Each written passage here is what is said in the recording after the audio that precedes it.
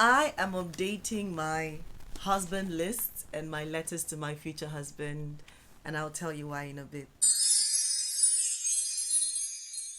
Welcome back to my YouTube channel. My name is Presh Talker. If you're new here, then welcome. But if not, then welcome back. I hope you remember to subscribe to my channel. I hope you remember to like, comment, and share the video to your friends, family, to everyone. Alright, so today I'm going to be sharing why I've decided to update my husband list. Now, I don't know if I'm the only person on this table, but I feel like the moment that you realize that you're ready to be married, you just become a poet. Okay, now I say this because before now, before 2018, when I earnestly started to pray about a husband, I had no business writing about whether I wanted a tall man or a short man or whatever. I really couldn't be bothered, you know. But in 2018, I earnestly started to pray for my future husband because at that time I realized, oopsie, I would love to get married. Before then, I used to think I was going to get married at 23, but I had no idea what a relationship was supposed to be like. I had no idea what a marriage was supposed to even be like because I had been so caged. My parents were so strict, and nobody had taken the time out to say to us, at this age, you should do this in a relationship, this should happen. So I was very close up. And the first time I tried a relationship, I had no idea what I was doing. I had no idea. And that was even when I was in school. So imagine me in the university having no idea as to what is supposed to happen in a relationship but wanting to get married at 23. It was a tall dream, and so I just literally sashayed through it. And when it was 2018, I told myself, well, Prash, you're not a baby anymore, you're going to have to get married at some point. And I just began to have a desire on the inside of me to be married, and that was when I started praying for my future husband. And so I started to listen to more messages on marriage, Joyce Meyer, Miles Monroe, a lot of people who talk about marriage. I like to listen to people who I can connect with. I connect a lot with Joyce Meyer because I feel like her story, her personality is a lot like mine, or mine is a lot like hers because she's older. And so I connect with her in a lot of ways. And so I listen to her messages on marriage and many other things. I started to attend more conferences, attend weddings, which I think is another thing that starts to happen to you when you start yearning for marriage, right? And it was in the process of doing this that I came across Pastor Hepzibah Francis and her book. I think I was hosting an event and I met her for the first time, and she had given me a copy of her book. It's titled Prayers for Your Future Husband, all right? Or Letters to Your Future Husband, one of the above. And that really opened my eyes up to a lot of things because before then I had a list of what I wanted in a husband naturally. And I write, oh, I wanted him to be tall, I wanted him to be kind, I wanted him to be patient because I can be annoying. I wanted him, to be very hardworking. I wanted him to be very career driven because I wanted us to build an empire together. A lot of things I had written. But when I came across that book, it came to me that I had been writing, but I'd been writing from a very, very physical point of view, and there was really no God factor in it. And so this book opened my eyes up to a lot of insights as to what marriage was and how God wanted us to be in marriage. And that was when I started to write letters to my future husband. So as I prayed for my future husband, I wrote him letters every day. I mean, I missed some days naturally because there was work and other things to do, but I try to be consistent. Yes, I writing him in 2018. The first letter I wrote to my future husband was on, I don't know if you can see this, the 18th of June 2018. That was the very first letter I wrote, and I said, I just stumbled upon a book that changed my perspective about praying for you.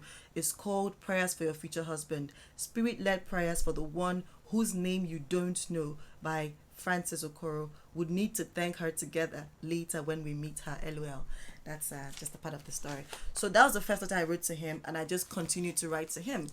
And it was a very, very beautiful experience for me because I felt like the more I wrote to him, the more God showed me things about him. The more I prayed for him, the more God showed me things about him. So many times I'll find myself praying with understanding So like it's almost like I could sense when he was in trouble or when he needed help or when he was stuck in something, and I started to pray like that. And at some point I felt like I could literally tell characteristics about him. And it was funny because I'll tell my sister and my friends, I'll say, I know my husband is in the media space. Oh, I know my husband is this. I know that he looks like this. I know he does this. I know he's like that. And they're like, how do you even know? And I'm like, I just feel it in my spirit. When I pray, I can literally feel it.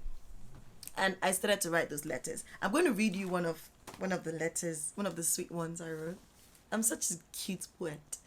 I wrote, "Dear darling future husband, it's been a while, but I'm so grateful that God has laid it in my heart to pray for you once again. Laid it in my heart to pray for you once again. You were so special to me, my life and my ministry. So pray for you I must. I'd already been praying in my heart for myself and you, for faithful relationships and purpose partners. I'd prayed that God will cut off every bad relationship and replace it with his will. This morning, the guidebook, that's the Prayers for Your Future Husband book, mentioned the same thing, and I could only sing praises to God because even when we stray, he's always there with us. And I say stray because I'd not written to him in a while. And so I pray for you again today that the Lord will cut off every unnecessary and unwholesome relationship from your life and give you his will. Friends that will uphold you and help you fulfill purpose. Friends that will uplift you and not bring you down. Friends that you can rely on. I also pray that God will help you to be that kind of friend to them and to me also. Selfless, dependable, and loyal. God bless you intensely for me. I'm counting the days till I make your acquaintance. I can't even stop talking about you. It's amazing how I love you so dearly. Go out there today and make me proud. You're blessed in the morning, noon, and night. The works of your hands are blessed and fruitful. Have a blessed day, sweetheart. With love oozing from my heart, your future wife, Presh." This is one of the many letters I wrote to him, and so I just kept writing to him. I wrote, this is my wedding journal. I started to write those I was going to invite, and well, that's none of your business. Okay, so this was the journey that I was on, and like I said, it began to become very clear to me what God wanted, for me in marriage. And one of the most humbling events or experiences for me was that God was actually showing me to me, right? I could see him, I could feel him pointing out my flaws to me and saying, if you're going to be married, then this has to go. If you're going to be married, you need to be cooler. If you're going to be married, you need to be patient. If you're going to be married, you need to be... And he was working on me. And so I started a blog. It was called the Happily Single Series. And I will post about my experiences and the work that God was doing in me. Because to be honest, when they start to count people that are ready to marry, I don't think at that point I was anywhere near it. Because I was so career driven. And at the time I was afraid of marriage because I felt like I was going to fall short. And I mean that because I didn't want to go into a relationship where I felt like I was not going to give 100%. I had an idea of how I wanted my marriage to be, but I also have an idea of how I want my life and my purpose and my career to be. And at that time, the topmost on my list was my career and, where I was headed in life and what God wanted me to do. And so when I started to pray about my husband, he's saying, you're going to have to learn to marry the two. You're going to have to learn to work together. Well, all of that, I could tell you that in another vlog. But that's literally the work that started to happen for me. And it's been such an amazing experience. Now, cutting to the chase, why did I decide to update this list? I'm updating this list because I contaminated it. Why? I realized that in the course, because when I started writing letters to my future husband, I had no picture of anybody in my head. I was literally praying, like I said in the first letter, for the man whose face I did not know, for the man whose name I did not know. And as God began to open my eyes to a lot of things about him, I felt like I now knew who he was. Because in that period of time, I met someone who just looked like the picture. Right? Looked like the things that God was saying was revealing to me. And so when I continued to write in this book, I now started to write with his picture in my head. And so many times when I'm writing, it was almost like, I already knew who I was writing to. There was a time when I called together a couple of my friends. We were about 10 of us, I think thereabouts. and we're praying for our future husband. We fasted and prayed for 21 days for our future husband. A couple of them are married now. Glory be to God. I'm so excited about that. And but then for me, I felt like, I mean, I'm just praying for God to confirm what He has already shown me, because I already know who my future husband is, you know. So I was writing the final pages of this book to the man that I could now see. Right? That's exactly what it was for me. And I feel that if I give this book, because my plan was to give this book, redo it and give it to my husband as a gift on our anniversary or his birthday or something like that. And I feel that if I give this book to my husband now, that would be unfair. That would be giving him contaminated letters, because at the time I was writing this, from the beginning it was for him, but by the time I was ending it, it was no longer for him, because I had somebody else's picture in my head, and so I feel like it was cheating. That's exactly the reason why when I came across this book recently, I said to myself, you know what, I should keep writing and praying for my future husband, because I just, earnestly started to pray for my future husband again. There's been so much that has happened that I don't even want to go into, but I just realized that after the healing process, it's about time to start to pray for my future husband again.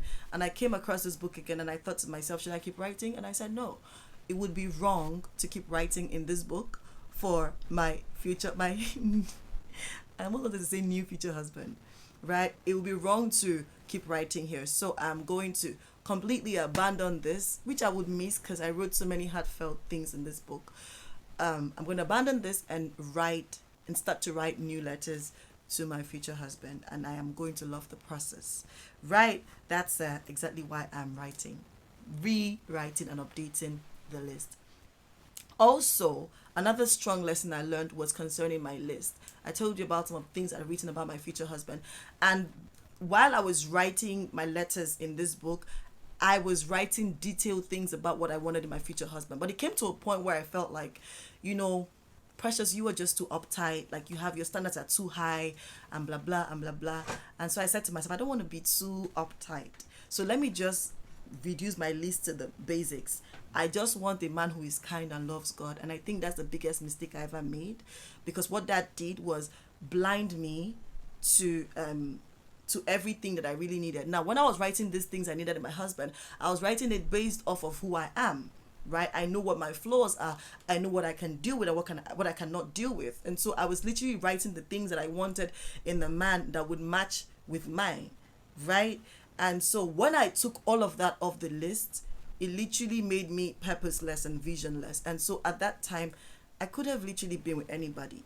And I'm saying this because a lot of us must have been at that point where we just feel like, you know what, I'm not getting any younger. I need to, just cut down this, unnecessary thingy and just just throw away these unnecessary things and just get married already. I don't think that's right. I think it's valid. I think whatever your wants, your needs are, as long as they're in line with God's will, are valid, especially as you come to the knowledge of yourself. Right with understanding, right with wisdom, right with humility, but right, because I feel that God honors that, and so yeah, I've learned, I know better now. I am redoing that as well, rewriting that and writing new letters, and I am just praying that this is going to be an amazing experience, that there will be God in it, is most importantly, that there will be God in it, and that I would not make any mistakes, because I feel like one of the biggest mistakes you can make is to marry the wrong person.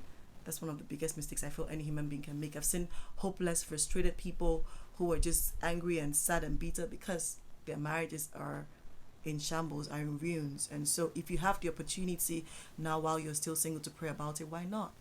I don't care about what anybody has to say or what, the notion is about marriage out there. I care about what God's plan is, and I know that it's His institution. He created it, and for that reason I can't marry wrong. I'm His baby girl. He won't give me the wrong husband, neither will He give my husband the wrong wife. So that is the reason why this is so important to me. So if you're not already writing, you probably want to start. The book again is titled Prayers for Your Future Husband by Pastor Hepzibah Okoro. You can find it on Okada Books. I suppose, and you could get this. I mean, you could email her. Social media is there now, so like you can literally reach out to her. It's a book I think every single person should get. All right, that's about that on that. I am going to go now and pray for my future husband, and I hope to see you in my next video. I love you so much. Thanks for listening, and bye bye.